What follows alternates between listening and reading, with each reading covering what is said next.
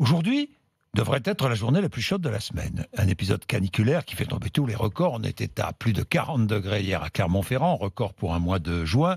Les projections des climatologues prévoient des températures moyennes autour de 50 degrés d'ici la fin du siècle. Et cette accélération du dérèglement climatique inquiète de plus en plus de Français. Ça fait débat. RMC, ça fait débat. Mathieu Rouault. Oui, vous avez peut-être autour de vous des proches qui vous confient leurs angoisses en ce moment. Comment arrivera-t-on à supporter des vagues de chaleur à répétition ? Comment nos enfants grandiront-ils plus tard ?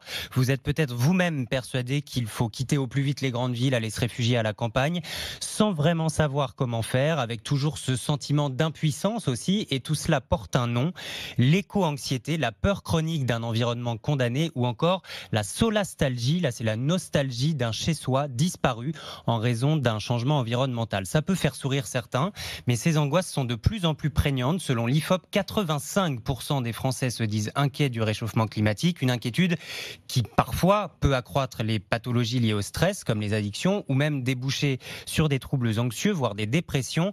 Alice Desbiol est médecin de santé publique spécialisée en santé environnementale. Ça va se traduire, selon les personnes, par une tristesse, des troubles du sommeil. Il y en a certains qui vont même se poser la question de faire des enfants ou pas.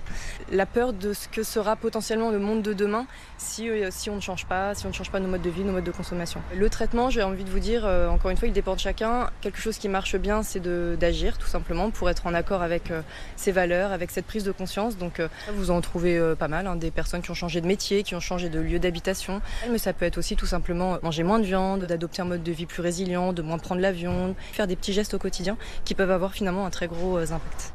Oui, alors ça fait souffler Charles, mais comme toutes les angoisses, il suffit pas de se dire ça va aller pour que ça passe. Ce sont de réelles angoisses. Il faut apprendre à vivre avec, en s'engageant dans des actions de préservation de la planète, comme vient de le préconiser Alice Desbiol, ou bien en se tournant vers des méthodes anti-stress, des méthodes de relaxation.